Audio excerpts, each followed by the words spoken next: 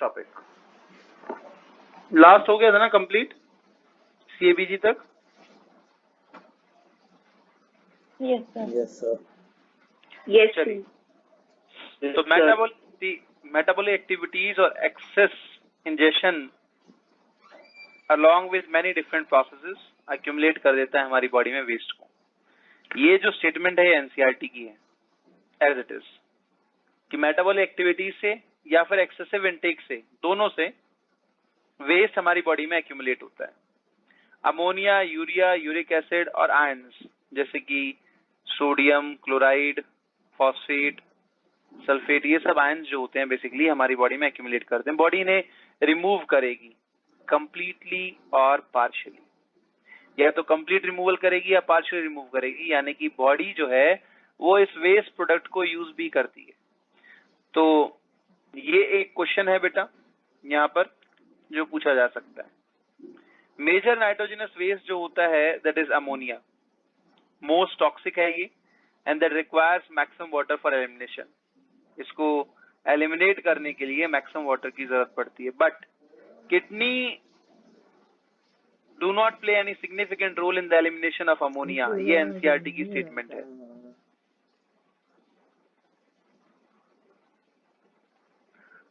Urea moderately toxic होता है और उसका एक्यूमुलेशन जो है that leads to disorder. Uric acid least toxic है and that requires minimum amount of water for removal and that do not accumulate नहीं करता बिकॉज ये प्रेसिपिटेट आउट हो सकता है, वोलेटाइल है ये, बेसिकली इनसॉल्युबल है वाटर में।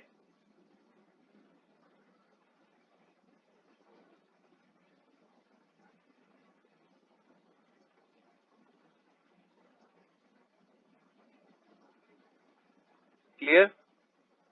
And that is secreted by amniotes even in the amniotic egg. Embryonic form में भी ये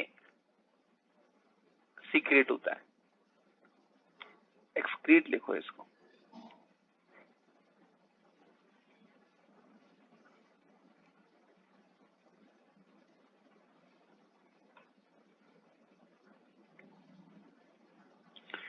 Excreted by amniotes even in the amniotic egg। आवाज कट रही है क्या बेटा सभी को मेरी आवाज कट के सुनाई दे रही है? No, sir. नो सर नहीं सर, सही ठीक है है। सर, सही आ रही सर। आदित्य बेटा अब अपना नेटवर्क सही करो, ठीक है? Okay,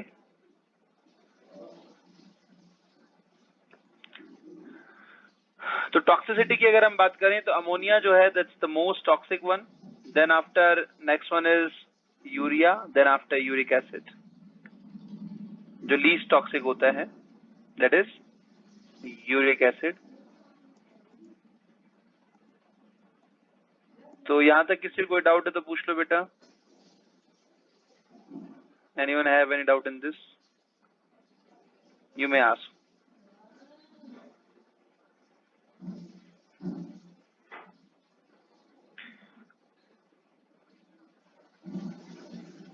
Then after next one, excretion, process of removal of metabolic waste from the body is basically the excretion process.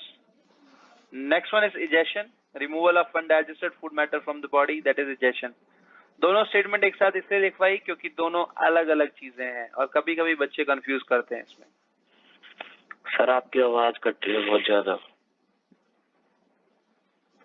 भाई मेरे, तेरा नेटवर्क वीक है, ठीक है? मोबाइल नेटवर्क यूज कर रहा है?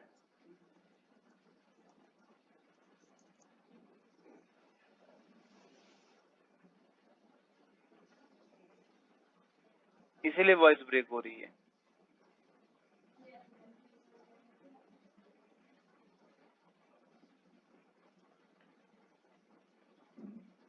Spelling are important, but if you want to write Then after essays next one is that osmoregulation, inspire, messages process that of forge maintenance of, हाँ जी, सर मेटाबॉलिक वेस्ट मतलब?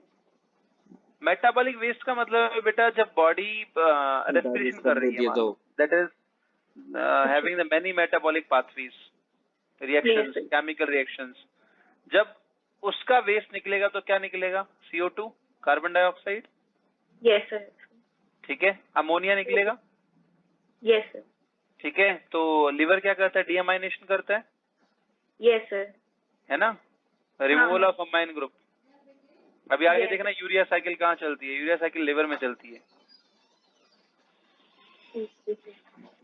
Urea cycle liver. Egestion जो है वो undigested food matter का removal है। तो दोनों अलग अलग चीजें हैं, एक मेटाबॉलिज्म का हिस्सा है और दूसरा मेटाबॉलिक का वेस्ट है, और दूसरा जो है वो इंजेस्टेड फूड का वेस्ट है, जो इनटेक किया उस फूड का वेस्ट है। ज्यादा ग्लूकोज का इनटेक करोगे तो बॉडी ब्लड से निकालकर ग्लूकोज को यूरिन में डाल देगी, यानी कि यूरिन के थ्रू से रिमूव कर देगी। इसका मतलब क्या है कि हमारी बॉडी जो है वो हर कंपाउंड का, हर सब्सटेंस का, ईच एंड एवरी आयन का स्पेसिफिक कंसंट्रेशन मेंटेन करता है। ये हमने पढ़ा किसके अंदर? बायोमोलिक्यूल्स में, मेटाबॉलिक स्टेट में पढ़ाया था, remember? Yes sir. Yes, sir. हाँ। Yes. अब ग्लूकोज ज्यादा होगा, फॉर एग्जाम्पल आप किसी एक दिन ज्यादा मीठा खा लीजिए और नेक्स्ट डे अगर आप यूरिन सैंपल टेस्ट करवाएंगे तो आपकी शुगर जो है वो यूरिन टेस्ट में जरूर आएगी बेंटिक्स एंड फेलिंग्स सॉल्यूशन के अंदर। रीजन क्योंकि बॉडी को जितनी ग्लूकोज चाहिए, जितनी शुगर चाहिए, उससे ज्यादा अगर इनटेक हो रहा है, बॉडी उसको सिंपली रिमूव कर देगी। Osmoregulation, process of maintenance of body salt concentration, यानी कि सॉल्यूट एंड सॉल्वेंट की कंसंट्रेशन को मेंटेन किया जाता है basically by the process of osmosis. इसके दो अलग अलग तरीके हैं। ऑर्गेनिज्म जो है वो ऑस्मो कन्फर्मर भी होते हैं और ऑस्मो रेगुलेटर्स भी होते हैं। कन्फर्मर का मतलब है वो एक्टिवली अपनी बॉडी की ऑस्मोटिक कंसंट्रेशन को कंट्रोल नहीं करते हैं, बॉडी की सॉल्ट कंसंट्रेशन को अकॉर्डिंग टू द सराउंडिंग, आसपास जैसा सराउंडिंग का आयनिक कंसंट्रेशन है, ऑस्मोटिक कंसंट्रेशन है, वैसा ही ये अपनी बॉडी की ऑस्मोटिक कंसंट्रेशन को भी बना लेते हैं। Second one is osmo regulator. Osmo regulator जो होते हैं वो अपनी बॉडी की सॉल्ट कंसंट्रेशन को फिक्स रखते हैं, कांस्टेंट रखते हैं, चेंज नहीं करेंगे, चाहे सराउंडिंग में आयनिक कंसंट्रेशन ज्यादा हो या कम हो, चाहे ऑस्मोलैरिटी ज्यादा हो या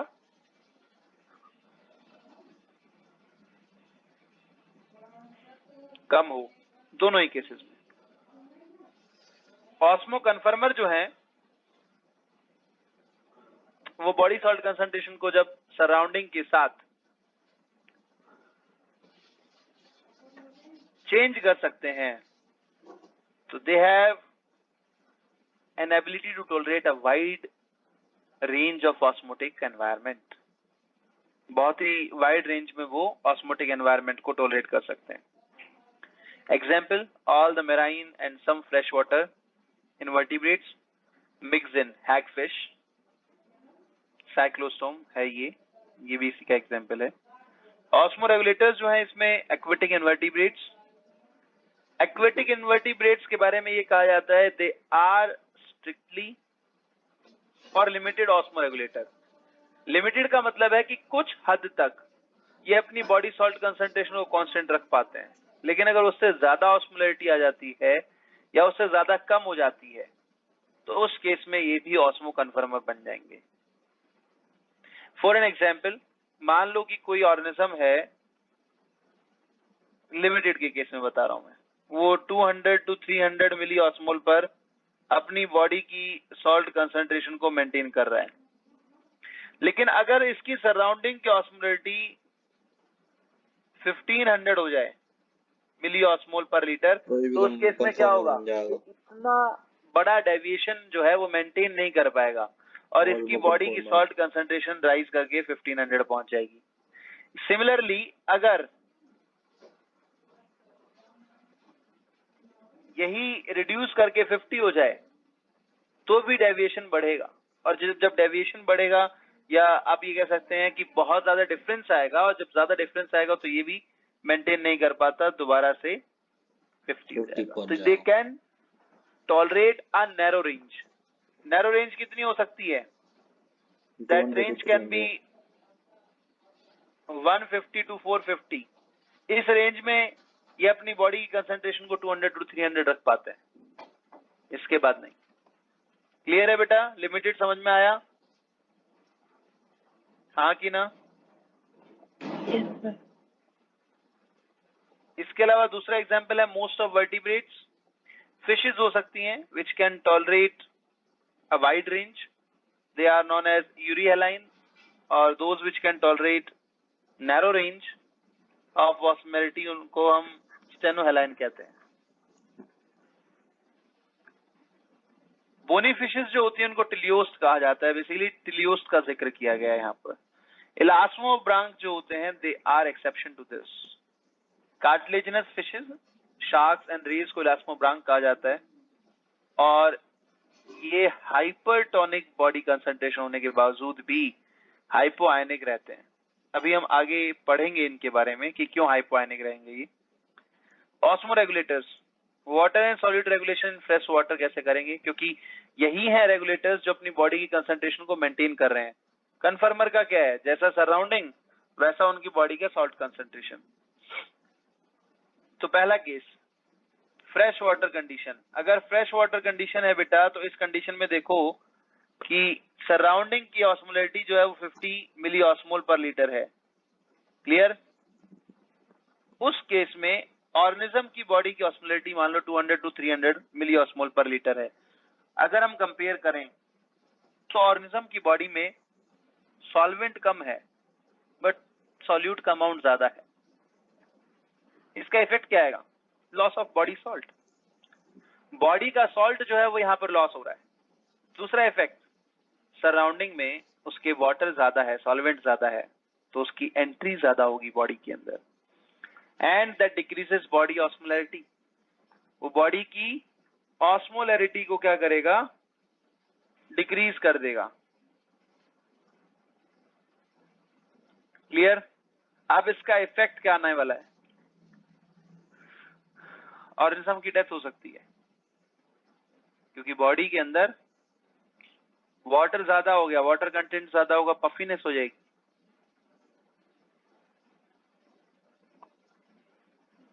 और उसका सॉल्ट चला गया, तो ऑर्गेनिज्म ने एडेप्ट किया इसके साथ। एडेप्टेशन में एडिपोज टिश्यू का डिपोजिशन करवाया और स्केल्स बनाए जो कि वाटर की एंट्री को रोकते हैं, and they do not drink water, क्योंकि पहले ही बॉडी में वाटर जो है वो एंटर कर रहा है। They passes out dilute urine, dilute urine को पास करेंगे। रीजन? एक मिनट बेटा, ये कौन है जो ज्वाइन नहीं कर पा रहा है?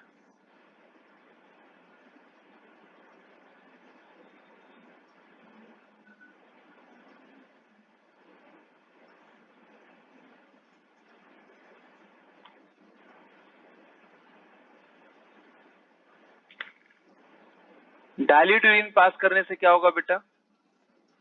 जो एक्सेस अमाउंट ऑफ वाटर है वो बॉडी से रिमूव हो सकता है, और यहाँ पर एक्टिवली इसकी आयनोसाइड्स और क्लोराइड सेल्स जो होती हैं वो सॉल्ट को अपटेक करती हैं, आयंस को अपटेक करती हैं।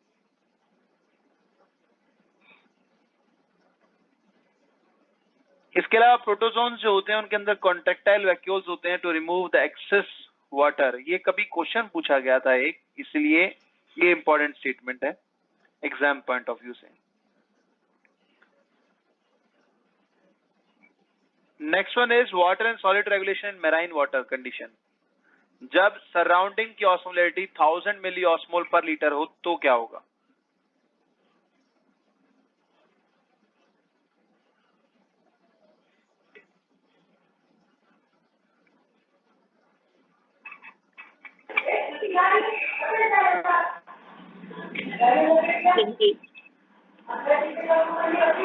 रिवर्स हो जाएगी कंडीशन जस्ट। और रिवर्स कैसे होगी? अब इस कंडीशन में सराउंडिंग में सॉल्यूट ज्यादा है और ऑर्गेनिज्म की बॉडी के अंदर सॉल्वेंट ज्यादा है। अब सराउंडिंग से सॉल्यूट बॉडी में एंटर करने की कोशिश करेगा और बॉडी से सॉल्वेंट का लॉस, वाटर का लॉस होगा। अब पफीनेस नहीं होगी बॉडी में, श्रिंक कर जाएगी एक्सेसिव वाटर लॉस से।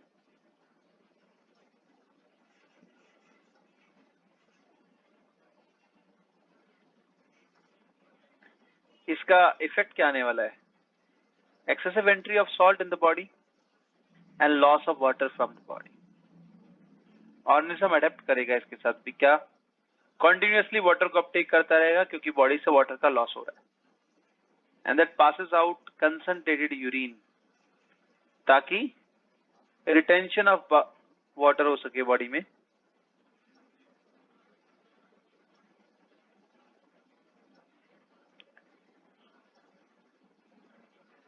इन bony fishes ionocytes and chloride cells जो होती हैं, they remove monovalent ions and divalent ions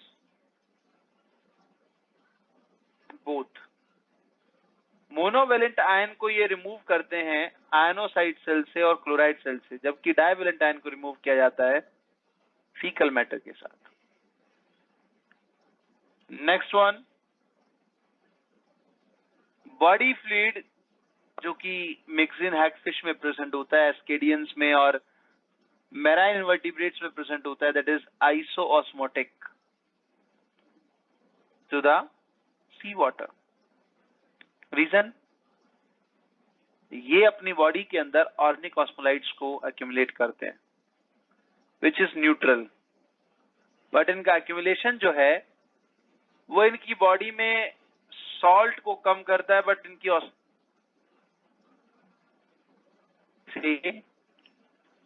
C water के बराबर अपनी बॉडी की कंसंट्रेशन को ला पाते हैं। That retention of urea and trimethyl amine oxide, इनका रिटेंशन जो है वो ऑस्मो रेगुलेटरी चैलेंजेस जो होती हैं उनको रिड्यूस कर देता है।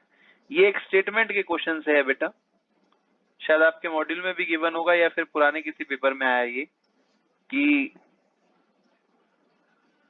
osmoregulatory challenges are reduced by, that is accumulation of organic osmolytes. Sharks and coelacanth के केस में अगर हम कहें तो इस केस में ऑर्गेनिज्म की बॉडी की कंसंट्रेशन 1500 मिली ऑस्मोल पर लीटर है, बट सराउंडिंग की 1000। तो देखा जाए तो ऑर्गेनिज्म की बॉडी में सॉल्यूट ज्यादा होना चाहिए, बट उसका सॉल्यूट कम है और सॉल्वेंट तो था ही कम। Reason, retention of organic osmolytes, trimethyl amine oxide and urea का रिटेंशन यहां पर होता है, तो ये हाइपो आयनिक हो जाता है सराउंडिंग, एंड इसकी बॉडी की जो कंसंट्रेशन है that is hyper osmotic. Clear to all of you? यहां तक किसी को कोई डाउट है तो बेटा पूछ लीजिए।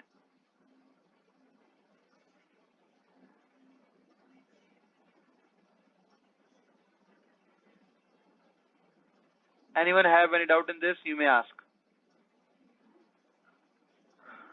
Then after next one is water and solid regulation in terrestrial conditions. Sir hypoionic कैसे हुआ बता देगा? ये साइड में बॉक्स बना हुआ दिखाई दे रहा है?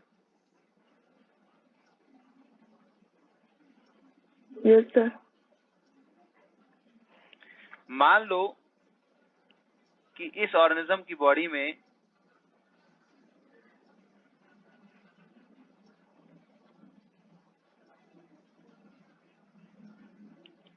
पहले ये पूरा स्पेस खाली है,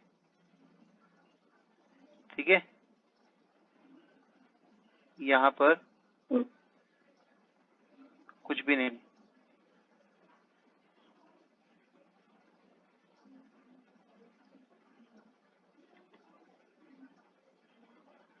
दैट्स एम्प्टी।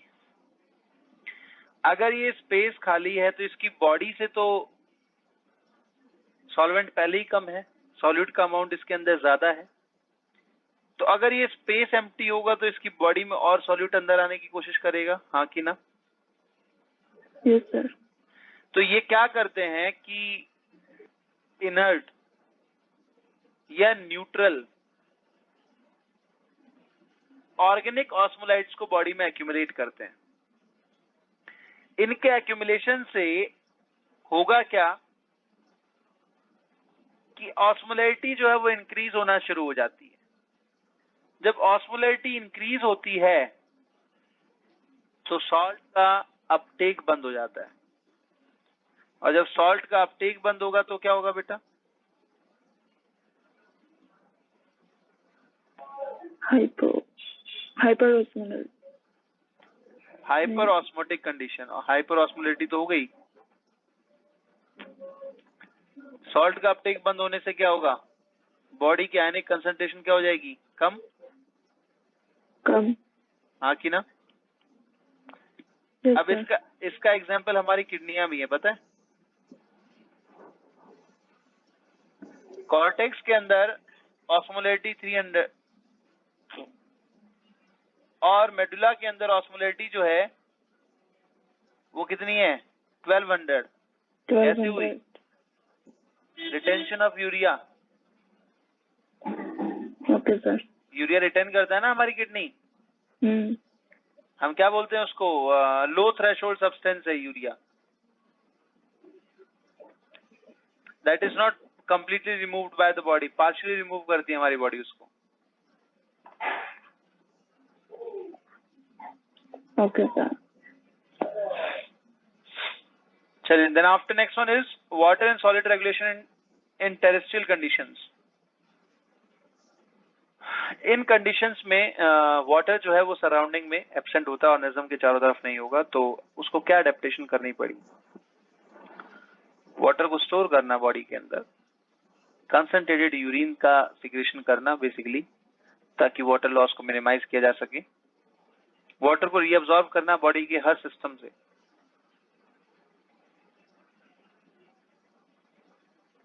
और कुछ एनिमल्स जो है वो तो फैट को ब्रेक करके उसके वाटर को भी यूज करते हैं।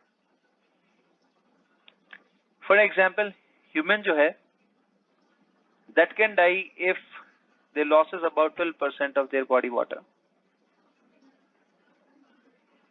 कैंगरू रैट वाटर ड्रिंक नहीं करता, अपनी रिक्वायरमेंट को फुलफिल करने के लिए फैट मेटाबॉलिज्म से वाटर लेगा या फिर नेजल काउंटर करंट मैकेनिज्म से, जो कि रेस्पिरेटरी मॉइस्चर को एब्जॉर्ब करता है। Camel that can live without drinking water for months,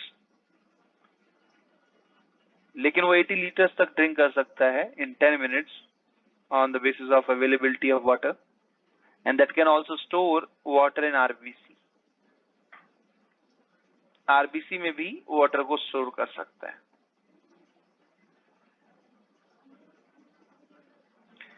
चलिए, तो ये था बेसिक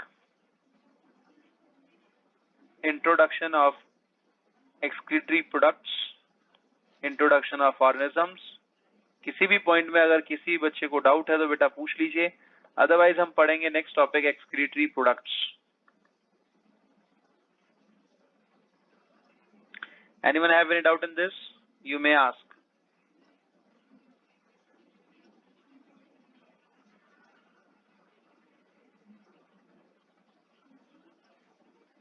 बोलो भाई। No sir. कोई डाउट नहीं है। चलिए, तो आगे बढ़ते हैं। And next one is excretory products.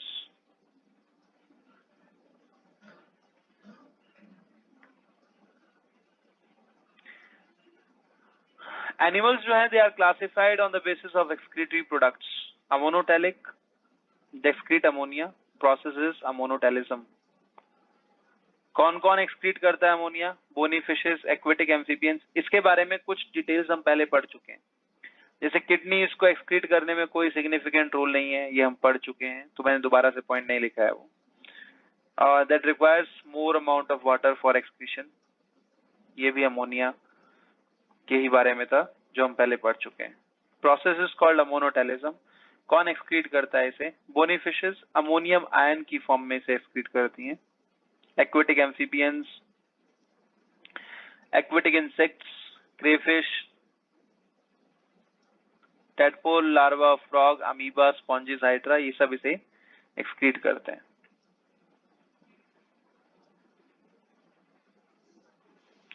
Next one is ureotelic.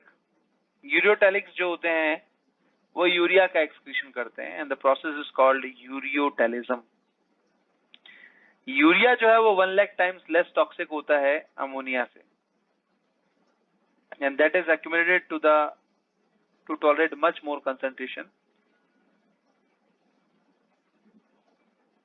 For example human kidneys medullary region में इसका रिटेंशन किया जाता है ताकि ज्यादा कंसंट्रेशन मेडुलरी रीजन में बनाई जा सके reabsorption of water and salts करवाने के लिए। अमोनिया का मेटाबॉलिक कन्वर्जन जो होता है वो यूरिया में होता है and that occurs in liver. Urea cycle, ornithine cycle कहा जाता है इसे, that runs in liver and इसे क्रैब हेंसलेट साइकिल भी कहा जाएगा। Non proteinaceous amino acids ornithine and citrulline इसे रन करते हैं between cytosol and mitochondria of hepatocyte cells. Hepatocyte cells यानी कि लिवर सेल्स की बात की जा रही है, तो लिवर सेल्स में माइटोकॉन्ड्रिया और साइटोसोल के बीच में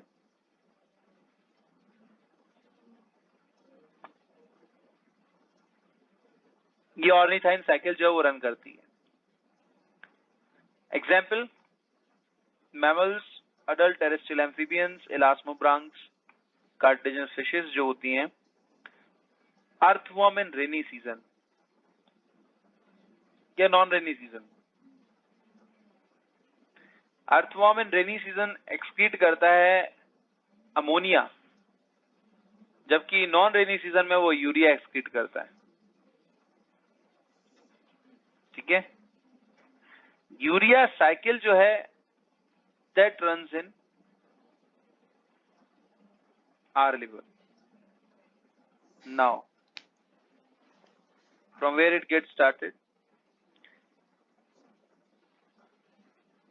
the very first step is basically occurring in mitochondria, जिसमें अमोनियम आयन यहाँ पर ट्रांसअमाइनेशन से आता है। अमाइनो एसिड ग्लूटामेट में कन्वर्ट होता है और अल्फा कीटोक्लोरेट यहाँ से जब निकलता है तो अमोनियम आयन को लिबरेट कर देता है। That is in the presence of HCO3 negative and 2 ATP, कार्बोमोइल phosphate की फॉर्मेशन कर देगा।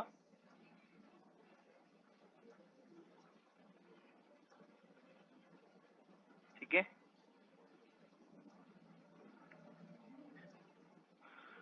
और कार्बोमोइल फॉस्फेट जो है वो ऑर्निथाइन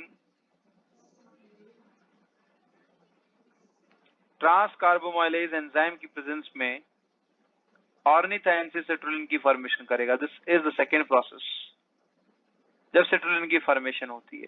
अगर ऑर्निथाइन से सिट्रुलिन नहीं बनेगा तो क्रैब हेंसलेट साइकिल नहीं चलेगी, यूरिया साइकिल नहीं चलेगी। तो बेसिकली यही वो दो अमाइनो एसिड्स हैं ऑर्निथाइन एंड सिट्रुलिन, जो कि बेसिकली रिस्पॉन्सिबल है यूरिया साइकिल के लिए। अब यहां पर ये जो अमोनिया है that is transferred to the citrulline. ये कलर कोडिंग याद रखना है इसकी। देन आफ्टर सिट्रुलिन जो है वो माइटोकॉन्ड्रियल मैट्रिक्स से निकलकर साइटोसोल में जाता है, यानी कि ये कैरियर का काम कर रहा है। ठीक है, और ये अमाइन को अपने साथ लेकर जाएगा। Now another amine in the cytosol. Amino acid का ट्रांसअमाइनेशन जब होता है तो एस्पार्टेट की फॉर्मेशन होती है और इसके साथ NH2 लगा होगा, दूसरा NH2। सिर्फ यहां पर हम ये देख रहे हैं कि यूरिया की फॉर्मेशन कैसी हो रही है, पूरे कंपाउंड का जो लेटर है वो नहीं लिखा गया है। नाउ ये एस्पार्टेट सिट्रुलिन के साथ मिलकर आर्जिनोसक्सिनेट की फॉर्मेशन करेगा in the presence of argininosuccinate synthetase enzyme and ATP molecule को यूटिलाइज किया जाता है। एटीपी मॉलिक्यूल के दोनों हाई एनर्जी बॉन्ड्स को यहाँ पर यूज कर लिया जाता है, तो एडिनोसिन मोनोफॉस्फेट की फॉर्मेशन कर देगा। And now this argininosuccinate have both the amine group. Now argininosuccinate जो है वो आर्जिनोसक्सिनेज एंजाइम की प्रेजेंस में या आर्जिनोसक्सिनिक लाइएज भी बोला जाता है इसे, फ्यूमरेट और आर्जिनाइन की फॉर्मेशन कर देगा। फ्यूमरेट यहां से निकलकर क्रैब साइकिल में चला जाता है और ये आर्जिनाइन जो है that contains 2 amine group.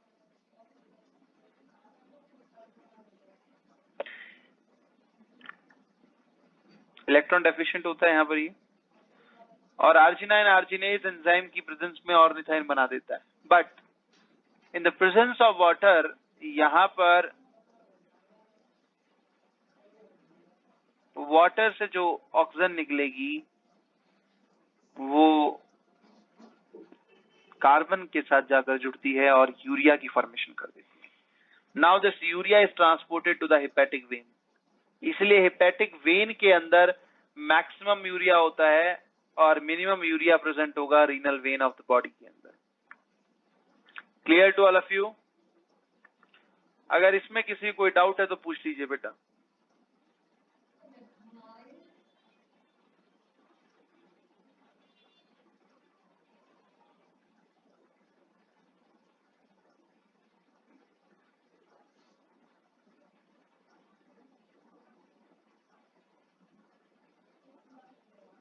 Anyone have any doubt in this? You may ask. भी बता दो कितनी 8 अगर क्या बेटा? आदित्य बेटा आपकी वॉइस क्लियर नहीं है, क्या बताना है? नंबर ऑफ एटीपी पूछ रहा है उसे।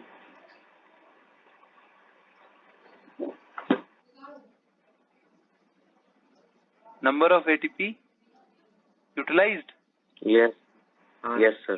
3 एटीपी यूटिलाइज हुए बेटा यहाँ पर, 2 माइटोकॉन्ड्रिया में, 1 साइटोसोल में। हाई एनर्जी बॉन्ड कितने? फोन किसका? टूटे 4।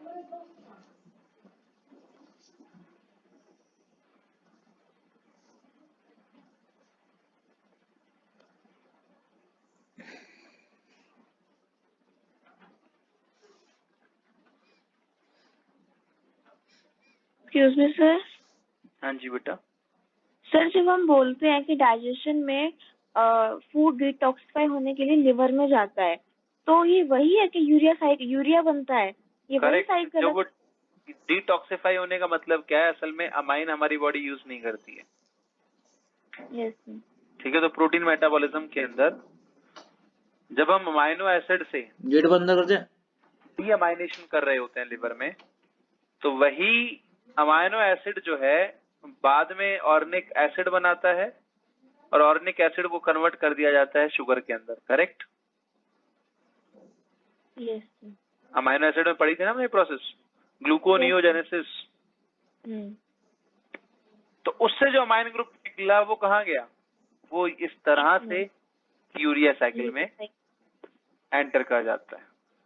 ये जो एंटर कर रहा है साइटोसोल में, ये वाला पार्ट, ये असल में वो उसी डीअमाइनेशन का हिस्सा है। Okay sir.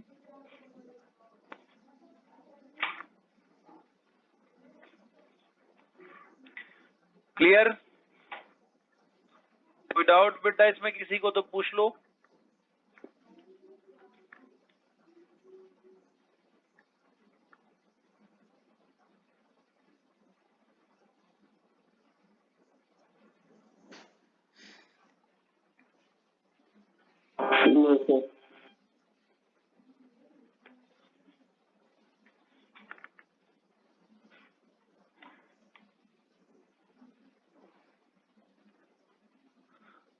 चलिए next one is uricotelic. Uricotelic जो होता है basically that excrete uric acid, process is called uricotylism, and that uric acid is excreted as pellet or paste with minimum loss of water. Uric acid जो होता है वो insoluble होता है water में, and that can be precipitate out. That is why it is very important for amniotes. Amniotes होते हैं आपके जो कि amniotic egg की फॉर्मेशन करते हैं, reptiles, birds, egg laying mammals. तो इनके अंदर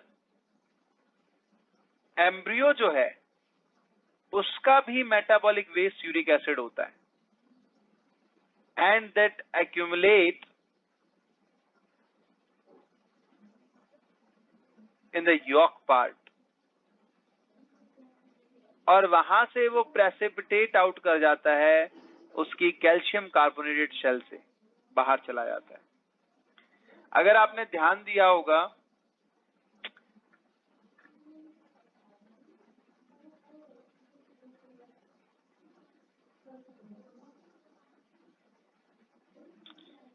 कि जो फर्टिलाइज्ड एग होता है, अगर उसको आप किसी चीज में रैप अप करके रख दें तो कुछ टाइम के बाद में, मान लो पेपर में आपने रैप अप किया, तो उस पेपर के चारों तरफ जो जिसके अंदर उसने एग के चारों तरफ लिपटा हुआ था वो हिस्सा, वो स्लाइटली ग्रीनिश हो जाता है या येलोइश हो जाएगा. रीजन, सेलुलोज से बना होता है पेपर. यूरिक एसिड बाहर निकलने के बाद वो उसके ऊपर एक फ्यूम छोड़ जाता है. That is a coloured fume that might be yellowish in colour, that might be greenish in colour. Depend करता है किसका पानी है? कितना यूरिक एसिड वहां पर रिमूव हो रहा है. देखा है किसी ने आज तक कभी फर्टिलाइज्ड एग? हाँ कि ना? फर्टिलाइज्ड रोटन एग देखा है?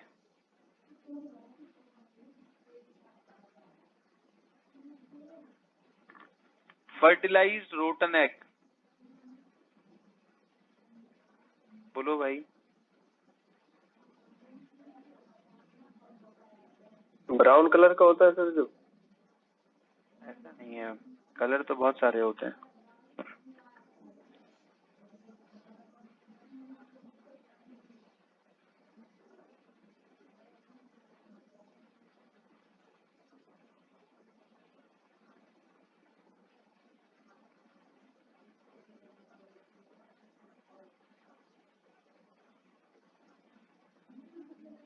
सर गूगल पे दिखा दो.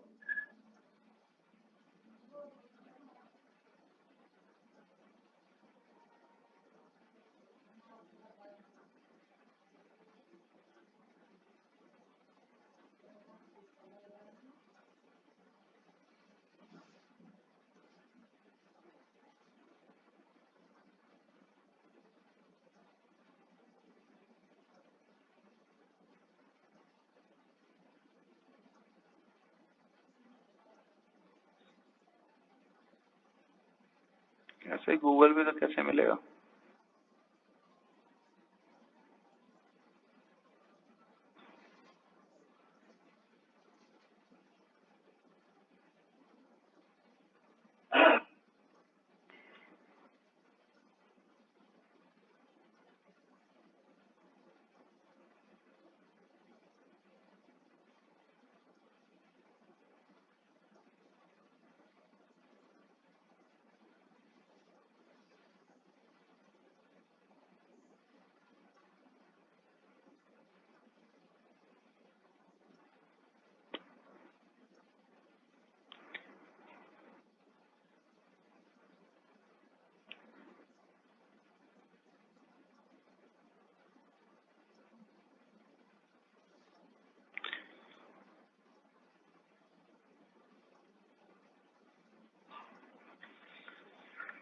चलिए नेक्स्ट क्लास में दिखाता हूँ मैं आपको fertilised rotten egg.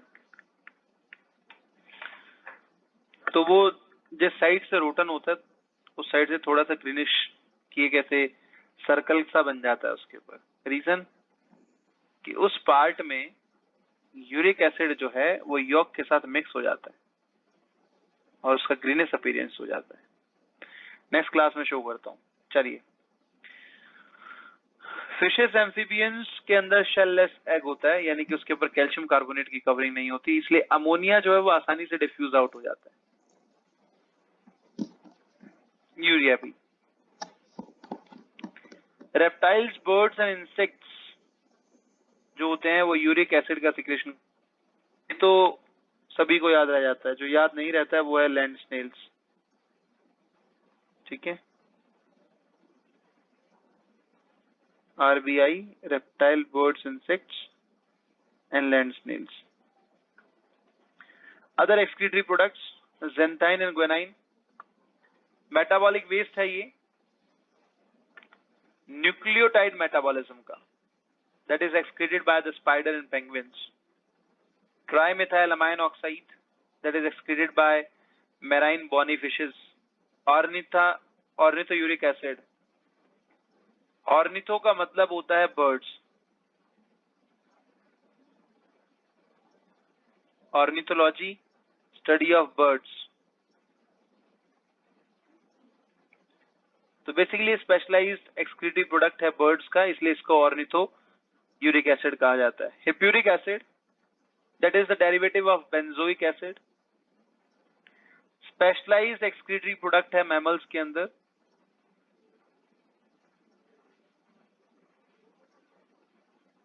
Benzoic acid क्या होगा बेटा?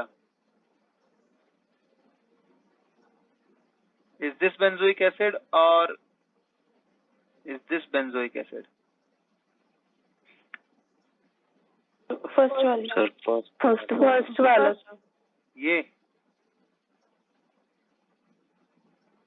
C6H5COH होता है ना, am I right? यस हाँ। सर। चलिए, इसके बाद में नेक्स्ट है क्रेटिनाइन, मसल मेटाबॉलिज्म का वेस्ट होता है। अगर इसका हाई लेवल है यूरिन में, that means there is an indicative sign of kidney damage. Kidney damage हो चुकी है। देन आफ्टर नेक्स्ट वन, यहां तक किसी कोई डाउट है तो पूछ लो बेटा, अदरवाइज हम पढ़ते हैं नेक्स्ट एक्सक्रीटरी ऑर्गन्स। सर ऊपर करना थोड़ा सा।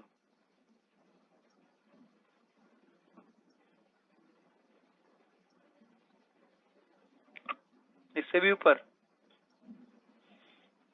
नहीं सर, जो पेज अभी पढ़ा रहे थे वो वाला।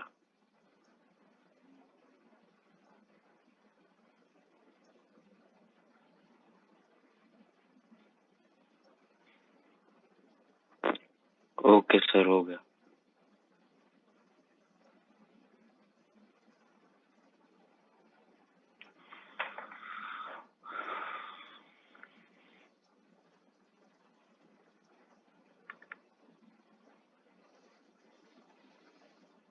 चलिए, next one is excretory organs.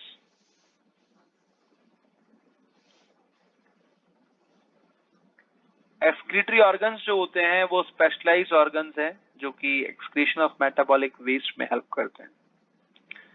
First excretory organ is basically present in platyhelminthes that originated formed in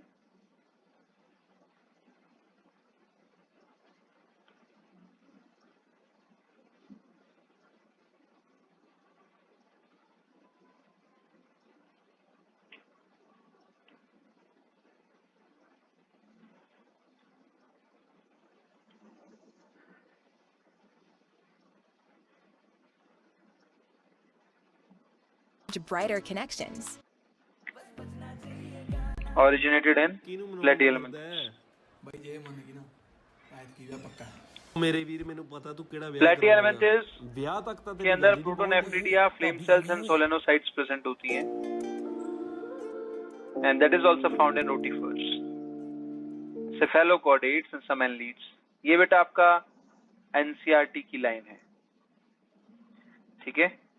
एस्केल्मेंथीज में H shape renette cells present होती हैं और एनलिडा के अंदर नेफ्रिडिया प्रेजेंट होता है। Arthropoda have 3 different type of excretory organs. Crustaceans में एंटीनरी और ग्रीन ग्लैंड्स होते हैं। स्कॉर्पियंस और स्पाइडर्स में कॉक्सल ग्लैंड्स होते हैं। Insects and centipede and millipede के अंदर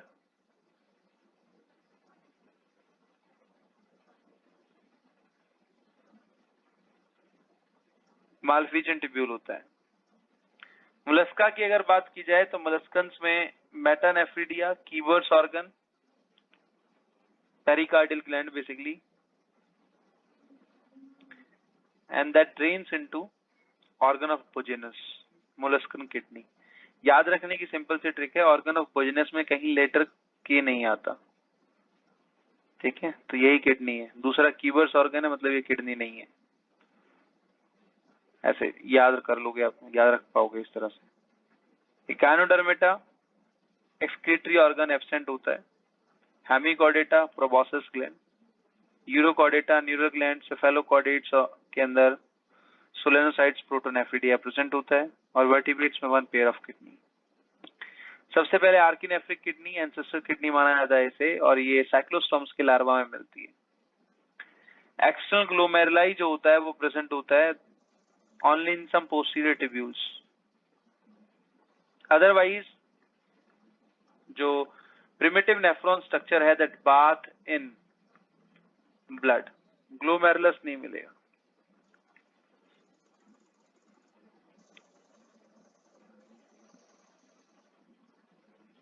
Primitive nephron जो है that baths in blood,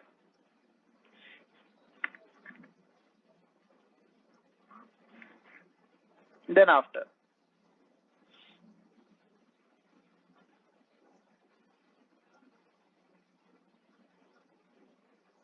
pronephric kidney, cyclostomes and some fishes have pronephric kidney। Cortex medulla absent होता है, बोमेंस कैप्सूल एब्सेंट होगा, सिलेटेड फनल प्रेजेंट होती है, और एक्सटर्नल ग्लोमेरुलस होता है। Next one is mesonephric kidney.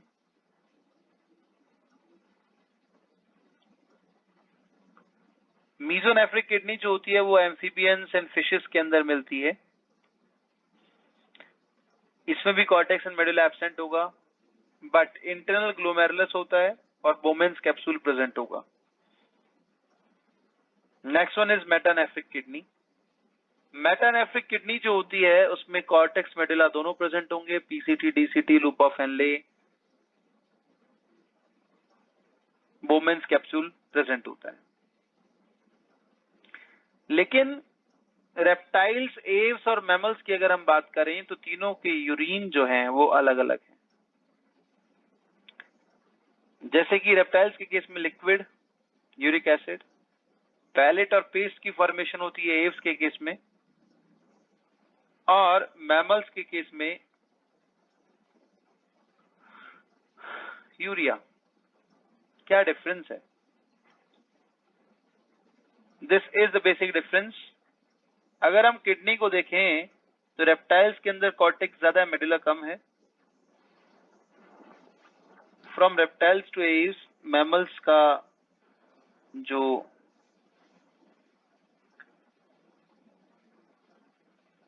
Medulla है वो ज्यादा होता जा रहा है, और कॉर्टेक्स जो है वो घटता जा रहा है। कॉर्टेक्स के अंदर कंडीशंस जो होती हैं वो हाइपोटोनिक होती है, जबकि मेडुला के अंदर हाइपरटोनिक होती है, हाइपर ऑस्मोलैरिटी होती है वहां पर। तो जितना ज्यादा मेडुला होगा उतना ही ज्यादा कंसंट्रेटेड यूरिन का सिक्रेशन होता है। क्लियर?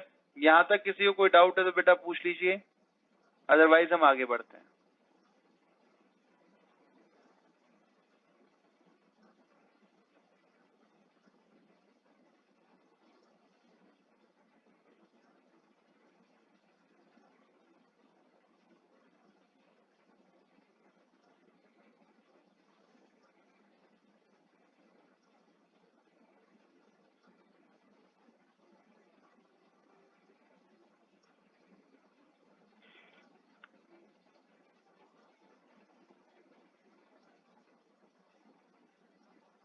कोई डाउट बेटा यहाँ तक किसी को?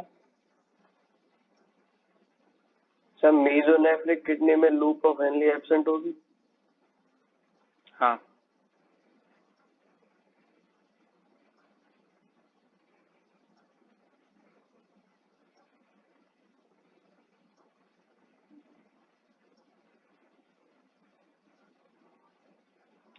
कोई डाउट नहीं है किसी को?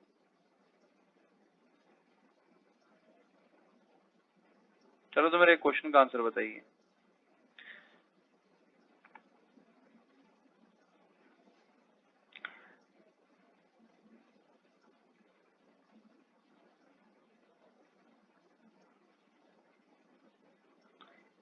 There is an organism which is excreting urea.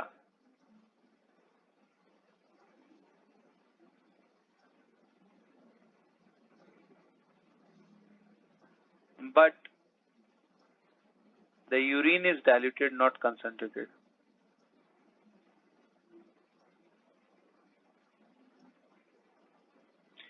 एक ऑर्गेनिज्म है जो कि यूरिया को एक्सक्रीट कर रहा है, लेकिन उसका यूरिन कंसंट्रेटेड नहीं है, डाइल्यूटेड है। एग्जाम्पल बताओ, and that's a vertebrate also.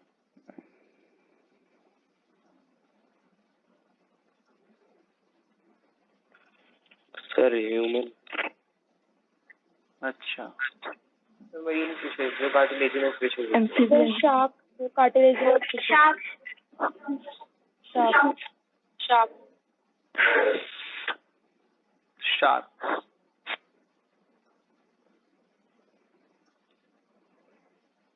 चलो तो इसी क्वेश्चन को मैं फिर से रेक्टिफाई कर देता हूँ। An organism which is having the dicondylic skull and that is excreting urea along with diluted urine. Amphibians.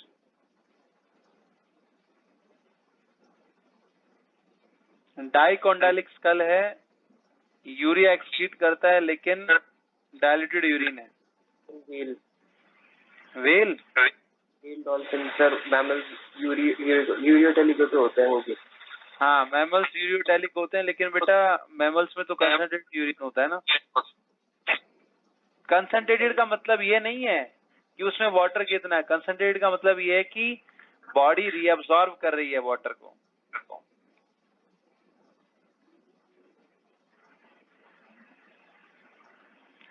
जितना फिल्ट्रेट बन रहा है उसका रीअब्सॉर्प्शन हो जाता है। अगर हम ह्यूमन के केस में कहें, अभी किसने आंसर किया था ये कि इससे पहले वाले क्वेश्चन पर कि सर ह्यूमन में फिल्ट्रेट बनता है 180 लीटर्स पर डे और यूरिन की फॉर्मेशन होती है 1.5 लीटर। देखा जाए तो लेस देन 1% यूरिन है, बाकी तो सब रीअब्सॉर्ब हो गया। जब रीअब्सॉर्ब हो गया तो यूरिन को तो कंसंट्रेटेड किया गया ना। 99% part of the filtrate is reabsorbed in human. तो ह्यूमन कैसे बेटा डाइल्यूटेड यूरिन सीक्रेट करेंगे, वो तो कंसंट्रेटेड ही करते हैं। समझे कि नहीं? किडनी ने कितना फिल्ट्रेट बनाया और कितना यूरिन एक्सक्रीट हुआ, इसके बेसिस के ऊपर कंसंट्रेशन देखी जाती है, ना कि अमाउंट ऑफ वाटर के ऊपर। हम ये कहते हैं कि there is a urine sample of 10 ml which is containing approximately 96% water. तो ठीक है, कोई बात नहीं, 10 ml का 96% वाटर हो सकता है, 9.6 ml can be water, but इसका मतलब ये थोड़ी ना कि यूरिन कंसंट्रेटेड नहीं है। यूरिन तो कंसंट्रेटेड है, क्योंकि बॉडी ने तो रिक्वायर्ड अमाउंट ऑफ वाटर को रीअब्सॉर्ब कर लिया। सिंपल सा concept.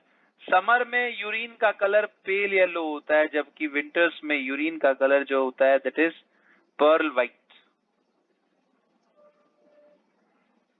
Not that dark pale yellow. Reason? Water का उसमें ज्यादा कंटेंट होता है विंटर्स में। विंटर्स में वाटर कंटेंट बढ़ जाता है बिकॉज यूटिलाइजेशन ऑफ वाटर नहीं है ना, बॉडी से डिहाइड्रेशन तो कुछ हो ही नहीं रहा, स्वेट नहीं निकल रहा। सिंपली हम कहते हैं कि सर्दियों में हमारा वजन बढ़ जाता है, गर्मियों में कम हो जाता है, ऐसा बोलते हैं हम लोग, कुछ लोग। क्यों प्रशांत?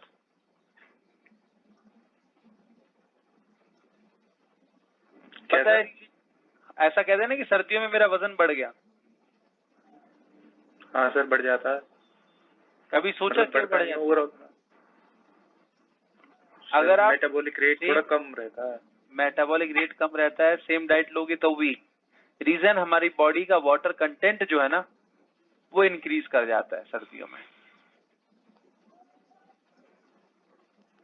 गर्मियों में वो घट जाता है। इसीलिए माइनर चेंजेस हमारे बॉडी वेट पर भी आते हैं वाटर कंटेंट के बढ़ने और घटने से। तो समझ में आया बेटा ये जो लास्ट में रेप्टाइल्स, एव्स और मैमल्स के बीच में जो डिफरेंस बनाया हुआ है, ये समझ में आया? क्लियर है? बोलो भाई हाँ कि ना। सर एक बार फिर से समझा दो, मेरा नेटवर्क चला गया था। ये ऊपर से कहाँ से? ये मतलब जहाँ स्क्रीन शेयर हो रही है ना, ये प्रोटोनेफ्रिक किडनी, ये सब क्या है? देखो बेटा, किडनी जो है वर्टिब्रेट्स के अंदर उनका एक्सक्रीटरी ऑर्गन है। क्लियर? Yes sir. अब किडनी के टाइप्स हैं, आर्किनेफ्रिक किडनी, एंसेस्ट्रल किडनी है, मतलब सबसे पहली फॉर्म। किडनी जो है वो इस डायरेक्शन में डेवलप हुई है, सिंपली आप ये याद रखो। इनिशियली जब फॉर्मेशन हुई तो लार्वा ऑफ साइक्लोस्टोम्स के अंदर मिलती है, जिसमें एक्सटर्नल ग्लोमेरुलाई है, जैसे यहाँ पर है। बोमेंस नहीं है, सिलेटेड फनल भी नहीं है, ठीक है। प्रिमिटिव नेफ्रॉन जो है दैट्स लाइक अ ट्यूब, एक ट्यूब की तरह है, दैट बाथ्स इन ब्लड, वो डायरेक्टली ब्लड के अंदर बात कर रहा है, ठीक है। Clear? Then after next one is pronephric kidney.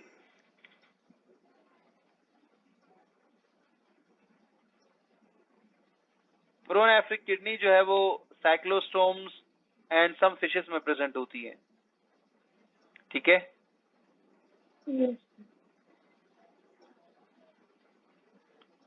Cortex and medulla absent होंगे इसके अंदर। बोमेंस कैप्सूल जो होता है वो भी एब्सेंट होता है इसमें। सिलेटेड फनल प्रेजेंट होगी, एक्सटर्नल ग्लोमेरुलाई होगा। मीसोनेफ्रिक किडनी एम्फीबियंस एंड फिशेस में प्रेजेंट होती है। कॉर्टेक्स मेडुला एब्सेंट होता है, यानी कि कंसंट्रेट नहीं करेगा यूरिन को। कॉर्टेक्स एंड मेडुला की फॉर्मेशन का मतलब क्या है? यूरिन का कंसंट्रेटेड होना, करेक्ट। ये इससे ऊपर जो है ये सब कॉर्टेक्स में प्रेजेंट है, इससे नीचे वाले जो है वो मेडुला में प्रेजेंट होंगे, हाँ कि ना? Yes sir. So hey guys, what's up? Welcome to today's vlog. चलिए, तो इनमें इंटरनल ग्लोमेरुलस प्रेजेंट होता है यहाँ पर, और बोमेंस कैप्सूल भी प्रेजेंट होगा। Then after next one is metanephric kidney. Cortex medulla present होता है, internal glomerulus, Bowman capsule, PCT, DCT, loop of Henle यहाँ पर प्रेजेंट होगा। Metanephric kidney found in reptile, birds and mammals. लेकिन internal structure में difference है। Reptile में cortex सबसे ज्यादा होता है और मैमल्स में सबसे ज्यादा मेडुला होगा। जितना ज्यादा मेडुला होगा उतना ज्यादा कंसंट्रेटेड यूरिन होता है, उतना ज्यादा रीअब्जॉर्प्शन होता है। क्लियर?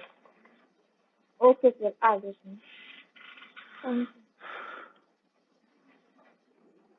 चलिए, then after come to the next, human excretory system. Human excretory system में one pair of kidney present होती हैं, वन पेयर ऑफ यूरेटर्स होंगे, वन यूरिनरी ब्लैडर होता है and one urethra. Kidney is metanephric kidney which is located near the posterior wall of abdominal cavity on the either side of last or 12th thoracic vertebrae to the third lumbar vertebrae. Retroperitoneal arrangement होता है and that is present outside the coelom और peritoneum. Peritoneum जो है वो यहाँ पर सिर्फ ventral side of the kidney में प्रेजेंट होती है।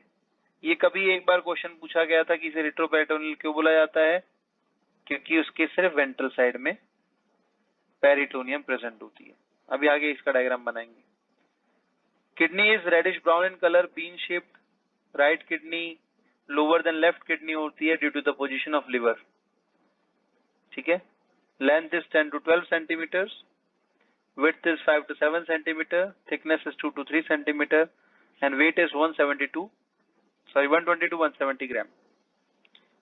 रैबिट्स के अंदर लेफ्ट किडनी जो होती है वो लोअर होती है देन द राइट किडनी, और उसका रीजन है bending of the stomach towards the left side. अब इसका एनसीईआरटी वाला पार्ट एक बार आप अंडरलाइन कर लीजिए, 2 पेज होगा जो एनसीईआरटी से क्वेश्चन आए हैं इसको मार्क कर लो। एनसीईआरटी है ना सभी के पास? Yes sir. चलो फटाफट मार्क करो इसको, फिर आगे बढ़ाता हूँ ह्यूमन एक्सक्रीटरी सिस्टम।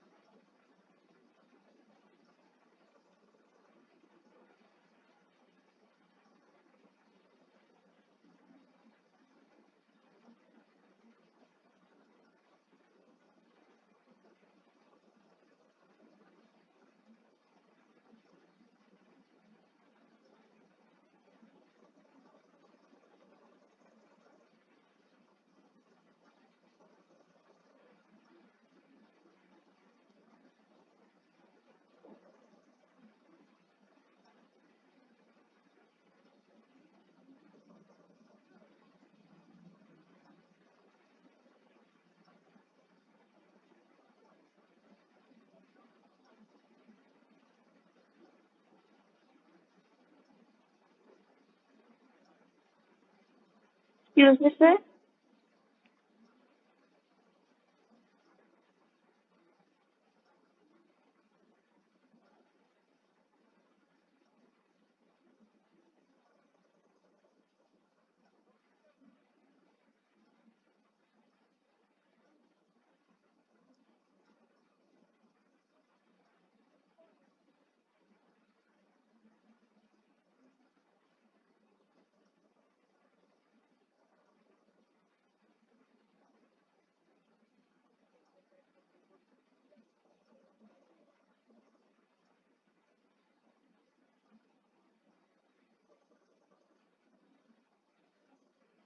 कर लिया मार्क बेटा? Yes sir. चलिए ये पेज पूरा कर लीजिए एक बार, फिर आगे बढ़ते हैं।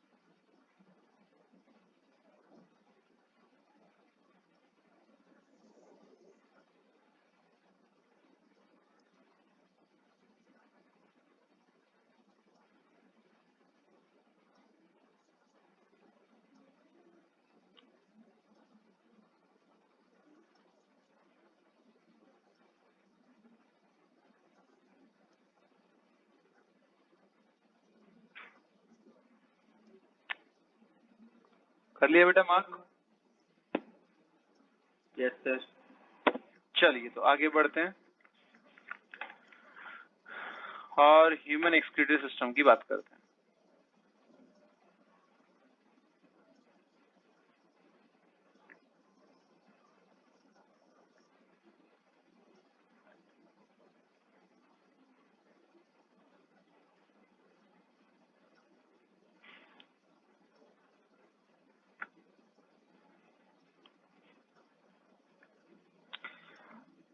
तो ह्यूमन किडनी जो है, they are basically out of coelom, coelom से बाहर प्रेजेंट होती है। For example,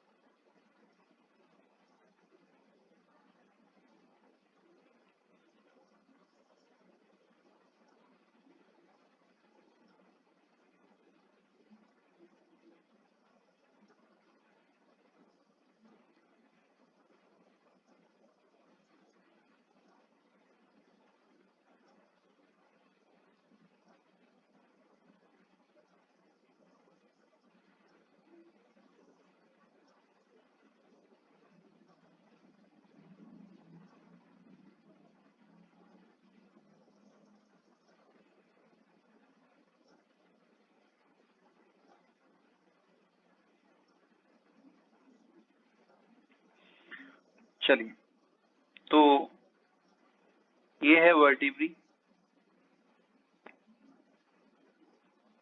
which is from T12 to L3.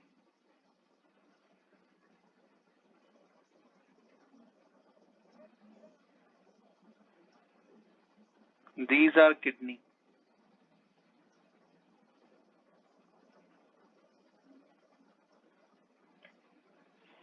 Protected by floating ribs.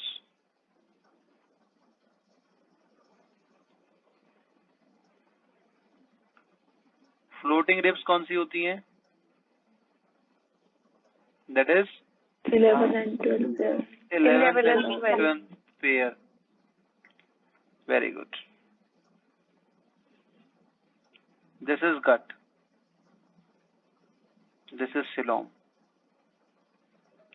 अब जिस तरफ बॉडी में वर्टिब्री प्रेजेंट है, that is the dorsal side of the body. Correct? और उसके अपोजिट वेंट्रल साइड प्रेजेंट है। तो अगर आप पेरिटोनियम देखोगे, coelom is basically the peritoneum ना, पैराइटल पेरिटोनियम, विसरल पेरिटोनियम ऐसा बोलते हैं हम, हाँ कि ना? Yes sir. तो बेसिकली यहाँ पर पेरिटोनियम जो है दैट इज प्रेजेंट ऑन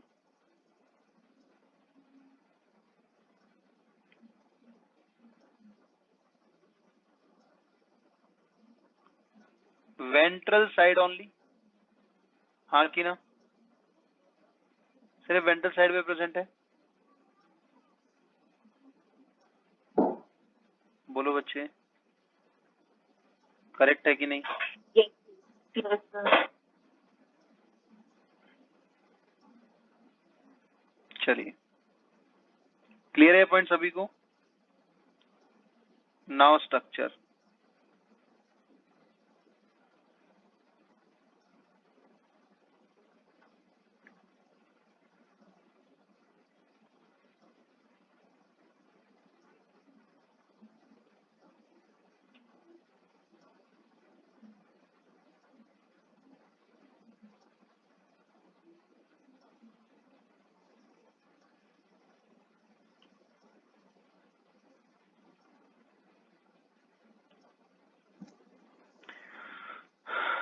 तो कुछ इस तरह से दिखाई देता है हमारा excretory system. Right kidney slightly lower than the left kidney, approximately 2 centimetre का फर्क होता है। तो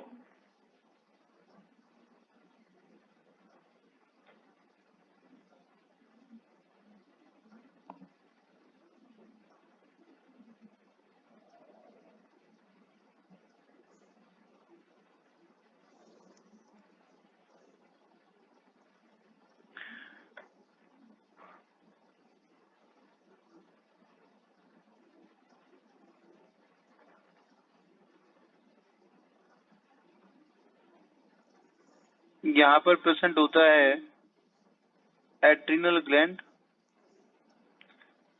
ठीक है।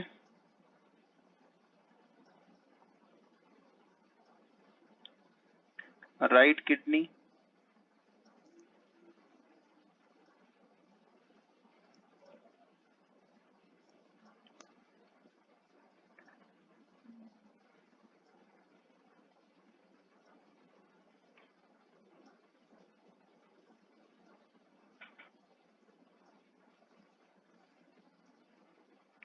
Left kidney.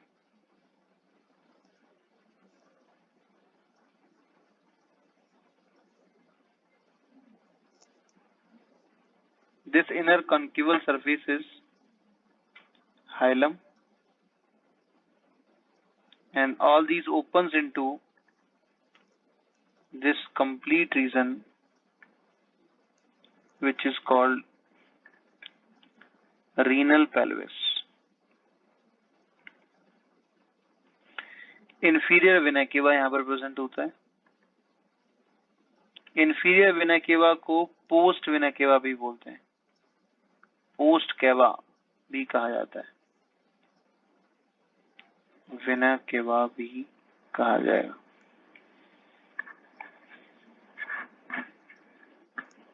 Clear? Ureters bladder का नंबर 1 होता है, यूरेथ्रा 1 होगा, यूरेटर्स 2 होंगे, किडनी भी 2 होती हैं, also 2 in number।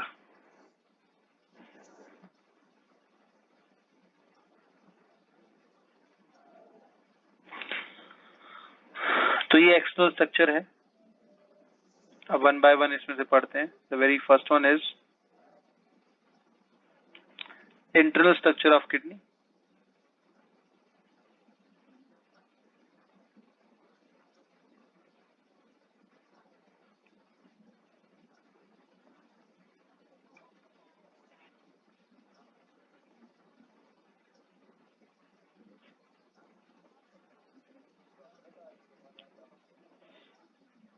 देखो पहले मैं तुम्हें बेसिक समझा देता हूं, उसके बाद हम डिटेल में पढ़ेंगे। किडनी की स्ट्रक्चर पर कभी कभी क्वेश्चन आ जाता है जो कि लेबलिंग का क्वेश्चन है।